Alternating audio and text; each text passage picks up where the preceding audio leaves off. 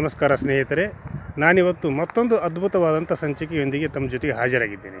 ಆ ಸಂಚಿಕೆಯ ಮುಖ್ಯಾಂಶಗಳನ್ನು ಹೇಳೋಕ್ಕಿಂತ ಪೂರ್ವದಲ್ಲಿ ಕೊನೆಯ ತನಕ ನೀವು ಈ ಸಂಚಿಕೆಯನ್ನು ಪೂರ್ತಿ ನೋಡಿದರೆ ಮಾತ್ರ ಈ ಸಂಚಿಕೆಯಲ್ಲಿ ಬರ್ತಿರ್ತಕ್ಕಂಥ ವಿಷಯ ಹಾಗೂ ಅದರ ಸಾರಾಂಶವನ್ನು ತಾವು ತಿಳಿದುಕೊಳ್ಬಹುದಾಗಿದೆ. ಯಾಕಂದರೆ ಈಗಾಗಲೇ ಹಲವು ಸುತ್ತಿನ ಮತದಾನಗಳು ಮುಗಿದಿರ್ತಕ್ಕಂಥ ಈ ಸಂದರ್ಭದಲ್ಲಿ ಇಲ್ಲಿವರೆಗೂ ಆಯಾ ರಾಜಕೀಯ ಪಕ್ಷಗಳು ತಮ್ಮ ವಿರೋಧಿಗಳನ್ನು ಹಣಿಯಲಿಕ್ಕೆ ಏನು ಬೇಕಾಗಿತ್ತು ಅದನ್ನೆಲ್ಲ ಪ್ರಯೋಗಗಳನ್ನು ಮಾಡಿದ್ದೂ ಉಂಟು. ಹೀಗಿರುವಾಗ ಈಗ ಕೊನೆ ಅಸ್ತ್ರವಾಗಿ ಒಂದು ರಾಜಕೀಯ ಪಕ್ಷವೇ ಅಲ್ಲ, ಎಲ್ಲ ರಾಜಕೀಯ ಪಕ್ಷಗಳು ಕೂಡ ಮುಂಬರುವ ಸಂಸತ್ತಿನ ಒಂದು ಅಸ್ತಿತ್ವದಲ್ಲಿ ತಮ್ಮ ಪಾತ್ರವನ್ನು ತೋರ್ಪಡಿಸಿಕೊಳ್ಳಲಿಕ್ಕೆ ಹಾಗೂ ತಾವು ಅಧಿಕಾರಕ್ಕೆ ಬರಲಿಕ್ಕೆ ಏನೇನು ರಣತಂತ್ರಗಳನ್ನು ಹೂಡಬೇಕು ಅನ್ನುವಂಥ ಜಿಜ್ಞಾಸೆಯಲ್ಲಿ ತೊಡಗಿ ಚುನಾವಣಾ ರಣತಂತ್ರದಲ್ಲಿ ಹಾಗೂ ಚುನಾವಣಾ ಪ್ರಚಾರ ಭಾಷಣಗಳಲ್ಲಿ ಅವು ತಮ್ಮನ್ನು ತಾವು ತೊಡಗಿಸಿಕೊಂಡಿವೆ ಅಂತಲೇ ಹೇಳ್ಬೋದು. ಈಗ 3 ಹಂತದ ಚುನಾವಣೆಗಳು ನಡೆದರೂ ಕೂಡ ಇಲ್ಲಿವರೆಗೂ ಭಾರತದ ಪ್ರಧಾನಮಂತ್ರಿ ನರೇಂದ್ರ ಮೋದಿಯವರು ಕಾಂಗ್ರೆಸ್ಸನ್ನು ಹೊರತುಪಡಿಸಿ ಯಾವುದೇ ಪಕ್ಷಗಳನ್ನು ಕೂಡ ಟೀಕಿಸಲಿಲ್ಲ. ಕಾಂಗ್ರೆಸ್ಸನ್ನೇ ಮುಖ್ಯ ಅಸ್ತ್ರವನ್ನಾಗಿ ಇಟ್ಟುಕೊಂಡು ಟೀಕೆ ಮಾಡಿದ್ದು ಎಲ್ಲರಿಗೂ ಗೊತ್ತಿರತಕ್ಕಂಥ ವಿಷಯ. ಹೀಗಿರುವಾಗ ಈಗ 3ನೇ ಹಂತದ ಚುನಾವಣೆಗಳು ಮುಕ್ತಾಯ ಆದಮೇಲೆ ಅವರು ಹಿಂದೂ ಮುಸ್ಲಿಮು ಹಾಗೂ ಇನ್ನೂ ಹಲವಾರು ಪ್ರಾದೇಶಿಕ ಹಾಗೂ ರಾಷ್ಟ್ರೀಯ ಮಟ್ಟದ ಹಾಗೂ ರಾಮ ಜನ್ಮಭೂಮಿ ಹಾಗೂ ರಾಮ ಮಂದಿರದ ವಿಷಯವಾಗಿ ಚರ್ಚಿಸಿದ್ದೂ ಕೂಡ ಉಂಟು, ಚರ್ಚಿಸುತ್ತಿರುವುದಂತೂ ಸತ್ಯ. ಹೀಗಿರುವಾಗ ಈ ಸಂದರ್ಭದಲ್ಲಿ ನರೇಂದ್ರ ಮೋದಿಯವರು ಈಗ ಅವರ ಬತ್ತಳಿಕೆಯಲ್ಲಿನ ಒಂದು ಬ್ರಹ್ಮಾಸ್ತ್ರವನ್ನು ಹೊರಬಿಟ್ಟಿದ್ದಾರೆ ಅಂತಲೇ ಈ ಸಂದರ್ಭದಲ್ಲಿ ನಾವು ಹೇಳ್ಬೋದು. ಯಾಕಂದ್ರೆ ಹಲವಾರು ರಾಜಕೀಯ ಸ್ಥಿತ್ಯಂತರಗಳನ್ನು ಕಂಡಿರ್ತಕ್ಕಂಥ ಈ ಭಾರತ ದೇಶದ ಭವಿಷ್ಯದಲ್ಲಿ ಹಲವಾರು ರಾಜಕೀಯ ಪಕ್ಷಗಳು ಹಾಗೂ ಹಲವಾರು ರಾಜಕೀಯ ಧುರೀಣರು ಕೂಡ ಎಷ್ಟೇ ಪ್ರಚಂಡ ಬಹುಮತದಿಂದ ಆರಿಸಿ ಬಂದರೂ ಕೂಡ ಕೊನೆಗೆ ತಾವು ಯಾವ ರೀತಿ ಧೂಳಿಪಟ ಆಗಬಹುದು ಅನ್ನೋದನ್ನು ಇತಿಹಾಸದ ಪುಟಗಳಿಂದ ನಾವು ತಿಳಿದುಕೊಳ್ಳಬಹುದಾಗಿದೆ. ಹೀಗಿರುವಾಗ ಈ ಸಲ ಯಾವುದೇ ಪರಿಸ್ಥಿತಿಯಿಂದಲಾದರೂ ಕೂಡ ನಾವು ಗೆಲ್ಲಲೇಬೇಕೆಂದು ಹಠಕ್ಕೆ ಬಿದ್ದಿರತಕ್ಕಂಥ ನರೇಂದ್ರ ಮೋದಿಯವರು ಕೊನೆಯ ಅಸ್ತ್ರವನ್ನು ಪ್ರಯೋಗ ಮಾಡಿದ್ದು ಕೂಡ ಈಗ ನಮ್ಮೆಲ್ಲರಿಗೂ ಕೂಡ ಗೋಚರವಾಗ್ತಾ ಇದೆ. ಹೀಗಿರುವಾಗ ಆ ಕೊನೆಯ ಅಸ್ತ್ರ ಯಾವುದು ಅನ್ನೋದನ್ನು ನಾನು ಮುಂದೆ ಹೇಳ್ತೀನಿ. ಕನ್ನಡಿಗ ಚಾನಲ್ YT ಇದು ನಿಮ್ಮೆಲ್ಲರ ಚಾನಲ್ಲು, ನಿಮ್ಮ ಹೆಮ್ಮೆಯ ಚಾನಲ್ಲು. ನಿಮ್ಮೆಲ್ಲರ ಪ್ರೀತಿ ವಿಶ್ವಾಸ ಈ ಚಾನಲಿನ ಮೇಲೆ ಇದೆ, ನನ್ನ ಮೇಲೂ ಕೂಡ ಇದೆ. ಹೀಗಿರುವಾಗ ನೀವೆಲ್ಲರೂ ಕೂಡ ಈ ಚಾನಲ್ನಲ್ಲಿ ಬರ್ತಿರ್ತಕ್ಕಂಥ ಪ್ರತಿಯೊಂದು ಎಪಿಸೋಡನ್ನು ಕೂಡ ನಿಮ್ಮ ಸ್ನೇಹಿತರಿಗೆ ಬಂಧು ಬಳಗಕ್ಕೆ ಕೂಡ ತಲುಪಿಸ್ತೀರಾ ಅನ್ನುವಂಥ ವಿಶ್ವಾಸದೊಂದಿಗೆ ಹಾಗೂ ಇಲ್ಲಿವರೆಗೆ ಯಾರು ಸಬ್ಸ್ಕ್ರೈಬ್ ಮಾಡಿಲ್ವೋ ಪ್ರತಿಯೊಬ್ಬರು ಕೂಡ ಸಬ್ಸ್ಕ್ರೈಬ್ ಮಾಡಿ ಪ್ರೋತ್ಸಾಹವನ್ನು ನೀಡಬೇಕಾಗಿ ಎಲ್ಲರಲ್ಲೂ ಕೂಡ ವಿನಂತಿಸ್ಕೊಳ್ತೀನಿ. ಈಗ ಮುಖ್ಯ ಘಟ್ಟಕ್ಕೆ ಬರ್ತಾ ಇದ್ದೇನೆ. ಮುಖ್ಯ ಘಟ್ಟಕ್ಕೆ ಬರ್ತಾ ಇರೋದನ್ನು ಅನ್ನೋದಕ್ಕಿಂತಲೂ ಈಗ ನಾನು ಮಧ್ಯದ ಘಟ್ಟದಲ್ಲಿ ಬರ್ತಾ ಇದ್ದೇನೆ. ಮಧ್ಯಘಟ್ಟದಲ್ಲಿ ಇರ್ತಕ್ಕಂಥ ಒಂದು ವಿಷಯಗಳೇನೆಂದರೆ ಕಾಂಗ್ರೆಸ್ ಪಕ್ಷ ಹಾಗೂ ಉಳಿದ ಅದರ ಅಂಗಪಕ್ಷಗಳು ಅಂದರೆ ಅದರ ಜೊತೆಗೆ ಹೊಂದಾಣಿಕೆ ಮಾಡಿಕೊಂಡು ಚುನಾವಣೆಯನ್ನು ಎದುರಿಸ್ತಿರ್ತಕ್ಕಂಥ ಪಕ್ಷಗಳು ಕೂಡ ಈಗ ಹಲವಾರು ಒಂದು ಆಲೋಚನೆಯಲ್ಲೂ ಕೂಡ ಮುಳುಗಿವೆ ಅಂತಲೇ ಹೇಳ್ಬೋದು. ಹೀಗಿರುವಾಗ ಆ ಆಲೋಚನೆಗಳು ಎಷ್ಟರ ಮಟ್ಟಿಗೆ ಸರಿ ಅನ್ನೋದನ್ನು ಮುಂದಿನ ದಿನಗಳಲ್ಲಿ ನಾನು ಮತ್ತೊಂದು ಸಂಚಿಕೆಯ ಮೂಲಕ ಹೇಳಲಿಕ್ಕೆ ಬಯಸುತ್ತೇನೆ. ಈಗ ಈ ಒಂದು ಮೋದಿಯವರ ಬ್ರಹ್ಮಾಸ್ತ್ರ ಏನು ಅನ್ನೋದರ ವಿಷಯವನ್ನು ಚರ್ಚಿಸುವುದಕ್ಕಿಂತ ಪೂರ್ವದಲ್ಲಿ ಈಗ ಮೋದಿಯವರು ಹಲವಾರು TV ಚಾನಲ್ಗಳಲ್ಲಿ, ರಾಷ್ಟ್ರೀಯ ಚಾನಲ್ಗಳಲ್ಲಿ ಅವರು ವಿಶೇಷ ಸಂದರ್ಶನಗಳನ್ನು ಕೂಡ ನೀಡ್ತಾ ಬಂದರು. ಹೀಗಿರುವಾಗ ಅವರು ನೀಡಿರ್ತಕ್ಕಂಥ ಈ ವಿಶೇಷ ಸಂದರ್ಶನಗಳಲ್ಲಿ ರಾಷ್ಟ್ರದ ಜನತೆಯನ್ನು, ಮತದಾರರನ್ನು ತಲುಪಲಿಕ್ಕೆ ಏನೇನು ರೂಪುರೇಷೆಗಳನ್ನು ಹಾಕ್ಕೊಳ್ಬೇಕು ಅನ್ನುವಂಥ ವಿಷಯಗಳನ್ನು ಕೂಡ ಅವರು ತಮ್ಮ ಮನದಲ್ಲಿ ಇಟ್ಟುಕೊಂಡು ಅವುಗಳನ್ನು ರಾಷ್ಟ್ರೀಯ ಜನತೆಗೆ ಪ್ರಚುರಪಡಿಸಿದರು ಅಂತಲೇ ಹೇಳ್ಬೋದು. ಹೀಗಿರುವಾಗ ಅವರ ಎಲ್ಲ ಪ್ರಯೋಗಗಳು ಕೂಡ ಈಗ ಒಂದು ಹಂತಕ್ಕೆ ಮುಗಿದಂತೆ ಆಗಿದೆ ಅಂತಲೇ ಎಲ್ಲರಿಗೂ ಕೂಡ ಅನಿಸ್ತಾ ಇದೆ.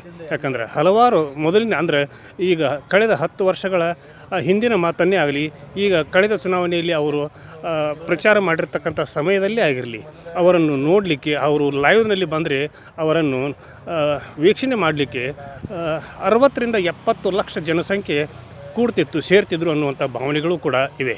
ಹೀಗಿರುವಾಗ ಈ ಒಂದು ಸಂದರ್ಭದಲ್ಲಿ ಈಗಿನ ಮಟ್ಟಿಗೆ ಹೇಳಬೇಕಾದ್ರೆ 50ರಿಂದ 60 ಸಾವಿರ ಜನ ಮಾತ್ರ ಅವರ ಒಂದು ಲೈವ್ನಲ್ಲಿ ತಮ್ಮನ್ನು ತಾವು ತೊಡಗಿಸಿಕೊಂಡು ಅವರನ್ನು ವೀಕ್ಷಣೆ ಮಾಡ್ತಾ ಇದ್ದಾರೆ ಅನ್ನುವಂಥ ಒಂದು ಮಾತುಗಳನ್ನು ಕೂಡ ಕೇಳಿಬರ್ತಾ ಇವೆ. ಹೀಗಿರುವಾಗ ಮೋದಿಯವರ ವರ್ಚಸ್ಸು ಈಗ ಮೊದಲನೇ ಪ್ರಮಾಣದಲ್ಲಿ ಇಲ್ಲ ಅನ್ನೋದು ಇದಕ್ಕಿಂತಲೂ ನಿದರ್ಶನ ಬೇಕೇ ಅನ್ನುವಂಥ ಮಾತುಗಳನ್ನು ಕೂಡ ಜನರು ಮಾತಾಡ್ಕೊಳ್ತಾ ಇದ್ದಾರೆ.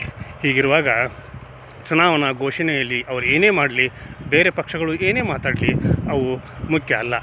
ಅವರು ಆರಿಸಿ ಬಂದ ಮೇಲೆ ಇಲ್ಲಿವರೆಗೆ ನಾವು ಏನು ಮಾಡಿದ್ದೇವೆ, ಮುಂದೆ ನಾವು ಏನು ಮಾಡ್ತೀವಿ, ರಾಷ್ಟ್ರದ ಒಂದು ಹಿತದೃಷ್ಟಿಯಿಂದ ಹಾಗೂ ಅಭಿವೃದ್ಧಿ ದೃಷ್ಟಿಯಿಂದ ಜನರ ಕಲ್ಯಾಣಕ್ಕೋಸ್ಕರ ಯಾವ ರೀತಿ ನಾವು ಕೆಲಸ ಮಾಡ್ತೀವಿ ಅನ್ನೋದನ್ನು ಅವರು ಜನರ ಮುಂದೆ ಪ್ರಚುರಪಡಿಸಿದರೆ ಜನರು ಕೂಡ ಅವರಿಗೆ ಪ್ರೋತ್ಸಾಹವನ್ನು ನೀಡಿ ಮತ್ತೊಮ್ಮೆ ಅವರಿಗೆ ಯಾವುದೇ ಪಕ್ಷದವರಿರಲಿ, ಯಾವುದೇ ನಾಯಕರಿರಲಿ ಅವರನ್ನು ಆಶೀರ್ವದಿಸಬಹುದು ಅನ್ನುವಂಥ ಮಾತುಗಳನ್ನು ಕೂಡ ಈ ಸಂದರ್ಭದಲ್ಲಿ ಹೇಳಲಿಕ್ಕೆ ಬಯಸಿದ್ದೇನೆ.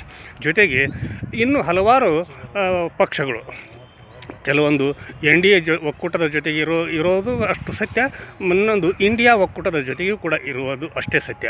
ಹೀಗಿರುವಾಗ 2019 ಚುನಾವಣೆಯಲ್ಲಿ, ಲೋಕಸಭಾ ಚುನಾವಣೆಯಲ್ಲಿ ಭಾರತೀಯ ಜನತಾ ಪಕ್ಷ 303 ಸೀಟುಗಳನ್ನು ಗಳಿಸಿ ಅಭೂತಪೂರ್ವ ಒಂದು ಜಯವನ್ನು ಸಂಪಾದಿಸಿದ್ದನ್ನು ನಮ್ಮ ರಾಷ್ಟ್ರದ ಜನತೆ ನೋಡಿದ್ದಾರೆ.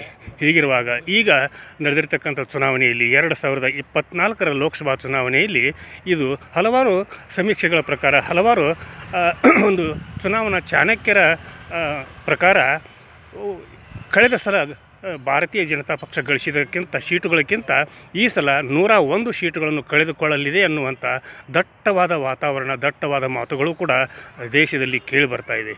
ಹೀಗಿರುವಾಗ ಈ ಒಂದು ಪ್ರಯೋಗವನ್ನು ಅವರು ಕೊನೆ ಅಸ್ತ್ರವಾಗಿ ಪ್ರಯೋಗ ಮಾಡ್ತಾ ಇದ್ದಾರೆ ಅನ್ನೋದನ್ನು ಕೂಡ ಈ ಸಂದರ್ಭದಲ್ಲಿ ನಾವು ಮಾತಾಡ್ಕೊಳ್ಬೋದಾಗಿದೆ.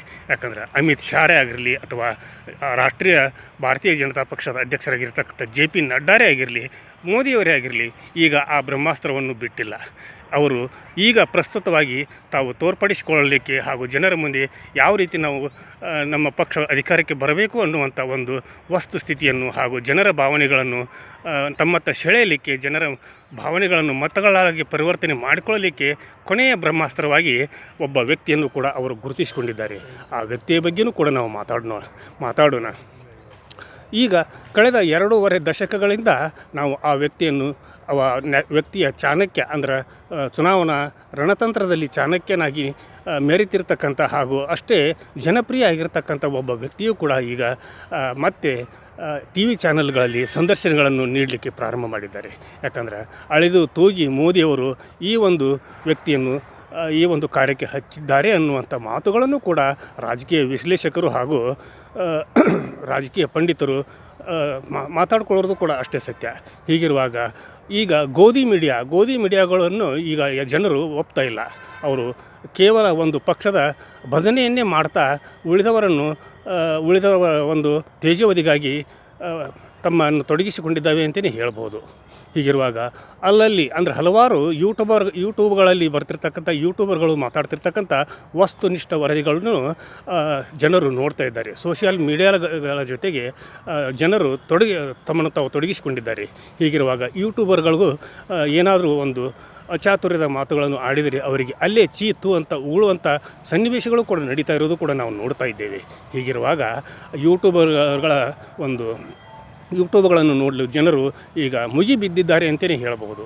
ಈಗ ರಾಷ್ಟ್ರೀಯ ಮಟ್ಟದ ಚಾನಲ್ಗಳಾಗಲಿ, ಈಗ ರಾಜ್ಯ ಮಟ್ಟದ ಚಾನಲ್ಗಳಾಗಲಿ ಅವರು ಒಂದು ಪಕ್ಷದ ಒಂದು ಪರವಾಗಿ ಪ್ರಚಾರ ಮಾಡ್ತಾ ಇರೋದನ್ನು ಬೆತ್ತರಗೊಳಿಸಿರ್ತಕ್ಕಂಥ ವಸ್ತುಸ್ಥಿತಿಯನ್ನು ಕೂಡ ನೋಡಿ ಬೇಸತ್ತಿದ್ದಾರೆ ಅಂತಲೇ ಹೇಳ್ಬೋದು. ಹೀಗಿರುವಾಗ ಈಗ ಯೂಟ್ಯೂಬ್ಗಳನ್ನು ನೋಡಲಿಕ್ಕೆ ಜನರು ಕಾತರದಿಂದ ಕಾಯ್ತಾ ಇದ್ದಾರೆ. ಯಾಕಂದರೆ ನನ್ನನ್ನೇ ಕೇಳಿ ಹಲವಾರು ಜನರು, ನಾನು ಮೊನ್ನೆ 2-3 ದಿವಸಗಳಿಂದ ನಾನು ವಿಡಿಯೋಗಳನ್ನು ಮಾಡಿರಲಿಲ್ಲ, ಸಂಚಿಕೆಗಳನ್ನು ಮಾಡಿರಲಿಲ್ಲ.